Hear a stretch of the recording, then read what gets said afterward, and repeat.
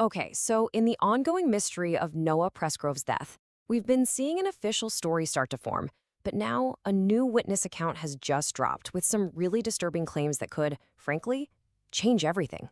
And it all kicks off with a video that law enforcement might have never even seen. So this all went down on September 24th, 2024. This new info comes from a single witness, Donna Bond, and she's claiming she saw some critical evidence from the scene. Evidence that was apparently captured just moments after Noah's body was discovered. And this, right here, is the bombshell at the heart of her claim. She describes seeing a video of Noah's body, a video she says was filmed before law enforcement ever arrived on the scene.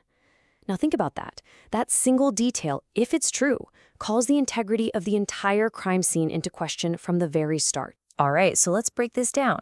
First up, this supposed pre-police video. What's the story there? Now, the witness is crystal clear about who she believes filmed the body. She says it was done by Terrell Volunteer Firefighter. This isn't some vague rumor, you know? It's a direct accusation, pointing a finger at a specific group for being there and filming before any official investigation got started. And her description of this video is, well, it's just horrific. She talks about seeing Noah in the road with no clothes or shoes, his body twisted up, and she mentions specific injuries, an abrasion on his shoulder, a wound on his hip, and blood from his private areas. But here's the crucial part.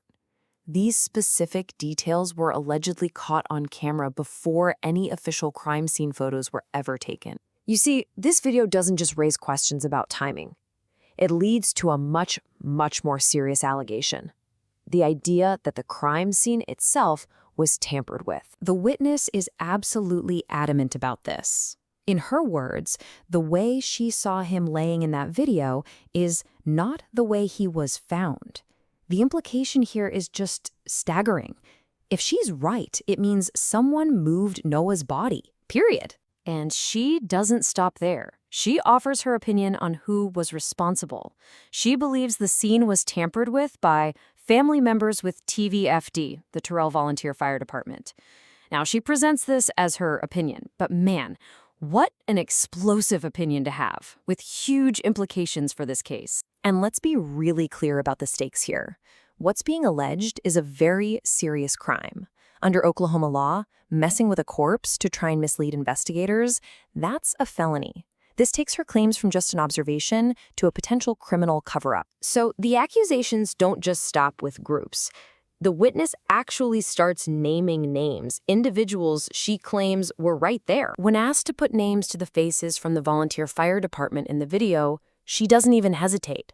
She starts listing them off, and that takes these allegations from something general to something incredibly specific. She identifies 4 people, Cole, Cash, Jason, and a man they call Bub, who she says is with the VFD. And just like that, investigators have a list of names to check out to verify who was at the scene and, critically, when they were there. She also clears up a potentially huge point of confusion. Apparently, some people saw a person in a reflective vest and just assumed it was a police officer. But this witness is firm. She says that person was definitely a firefighter. And why does that matter? Well, if everyone thought that was a cop, the whole official timeline of when police actually showed up could be completely wrong. And this is where the story gets another really wild layer. We have to talk about the possibility that someone might be deliberately trying to create confusion here. And boom, here's the twist. The witness gets asked about a different video, a second one that's supposedly making the rounds, showing Noah on the roadside. Her response is just blunt. I've never seen that video. So now we've got this puzzle, right? On one side, you have the video the witness saw, shot before police, showing Noah naked and twisted in the road. On the other side, there are rumors of a totally different video, and she says nothing in the video they are talking about was in the video I've seen. So, are there 2 different videos of the scene floating around out there?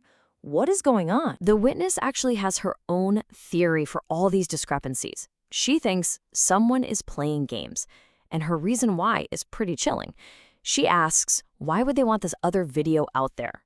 Her guess? to make damn sure the state doesn't have a smoking gun. She's basically suggesting a deliberate effort to muddy the waters, to poison the well of the investigation. So you might be asking yourself, what did she do with all this explosive information? Well, she claims she didn't just sit on it. Let's follow the evidence trail she says she created. She's very clear that she didn't just hold on to this. She says she sent everything, and you have to assume that means the video itself, to 3 different departments, and specifically names law enforcement as one of them. So here is the path that information supposedly took. She names the Oklahoma Highway Patrol, then the Attorney General's office, and a third agency she doesn't want to disclose publicly. Now, if she's telling the truth, that means multiple official agencies could be in possession of this potentially crucial pre-investigation video right now. So, after all that, after digging through everything this witness is claiming, we're left with some really big, really serious questions that get right to the heart of this case. Her account just opens up a Pandora's box. First and foremost, was Noah's body moved? Who filmed that first video, and what was their reason? Are there really multiple conflicting videos out there? And is someone deliberately using misinformation to hide the truth? These are the questions that are now hanging over this entire investigation. And that really leaves us with this one last provocative thought. We've just walked through an account where evidence held by a regular citizen, if it's real, completely contradicts the official story. And it forces us to ask, what happens next when the unofficial story and the official one collide? For the Noah Presgrove case, finding the answer to that question could change absolutely everything.